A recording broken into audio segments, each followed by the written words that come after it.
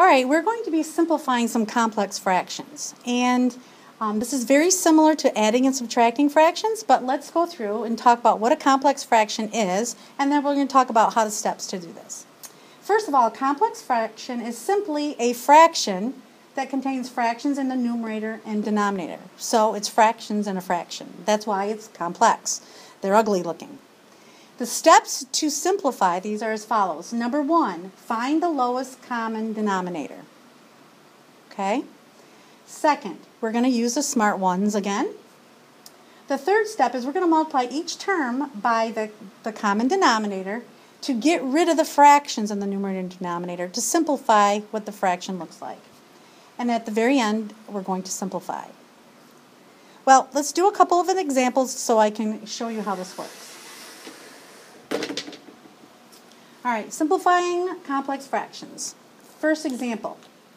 I have a over a minus b plus b all over a minus b over a minus b. Ugly, isn't it? You have fractions and a fraction and a fraction. So our whole thing is we want to get rid of the fractions, so we want to be smart about it. So what you do is you look in your numerator and you look in your denominator. So here's my numerator, here's my denominator. And this basically is over a 1, if you will. So if this makes you feel better, do that. So our denominator for the common denominator is going to be a minus b. Do you see that? So I know it's a minus b. So basically what you're doing is your smart one is a minus b over a minus b. But what happens is it gets kind of confusing because you got to multiply every single term by a minus b. So what I'm going to do is put the a minus b on the top. So I'm going to do a minus b here, a minus b here, a minus b here, a minus b here.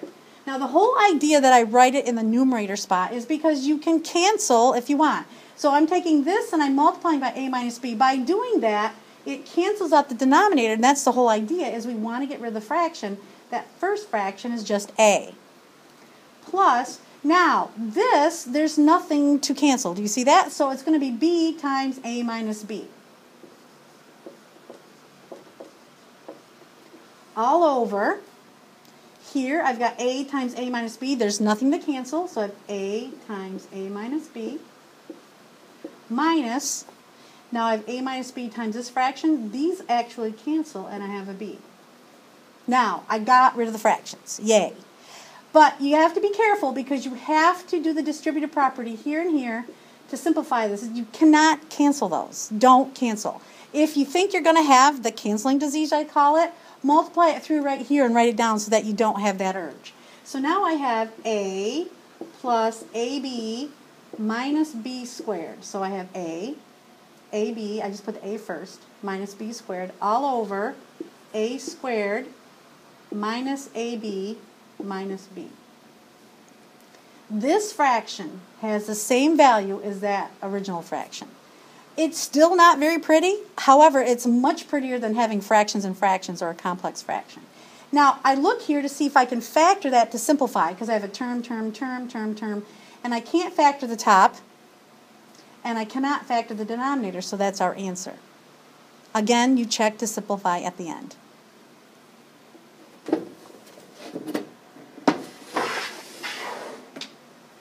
Okay, let's try another complex fraction. In this example, I have x over x minus 3 plus x minus 3 over x plus 3 all over x over 3 minus 2x over x squared minus 9. Oh my goodness. This is a complex fraction. So I like to do this. I look at this and say, okay, I have x minus 3. I have an x plus 3 as a denominator. I have a 3. And then I have x squared minus 9. Well, I hope everybody recognizes that's the difference of two perfect squares, so I can actually factor that. So that's really what that is. So I'm going to lightly put a line through that. So if I'm looking for a common denominator in the numerator and denominator, I need this, I need this, I need a 3, and then these are covered.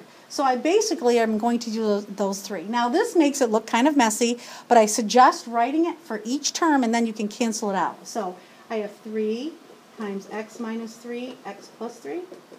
I rewrite it again here. 3 times x minus 3, x plus 3. I write it here.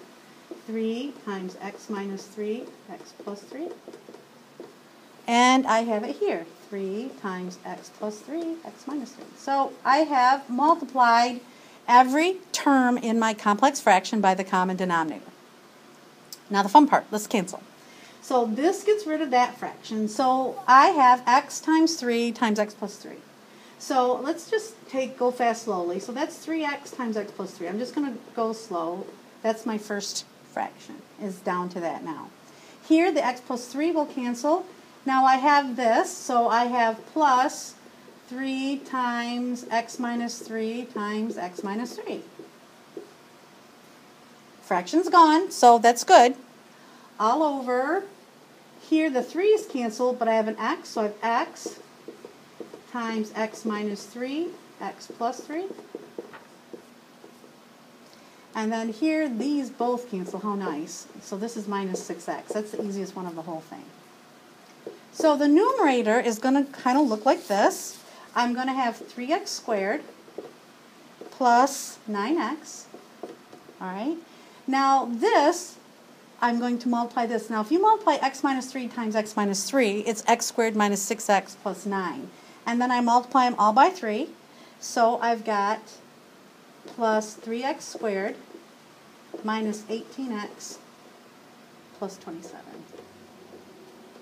All over.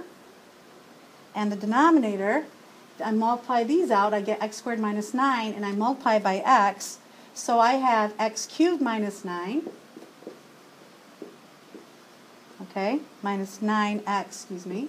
And then minus 6x. So the denominator, this whole thing comes out to be like this. Combine this, I have 6x squared minus 9x. I'm just doing the numerator here, plus 27. And the this should be next here. And the denominator should be x cubed minus 15x. Now I look at it again, okay, to see, is it a way that I can factor that some more to simplify it? And I could pull out an x here, but it's not factorable, so that's our answer. That's how you do complex fractions.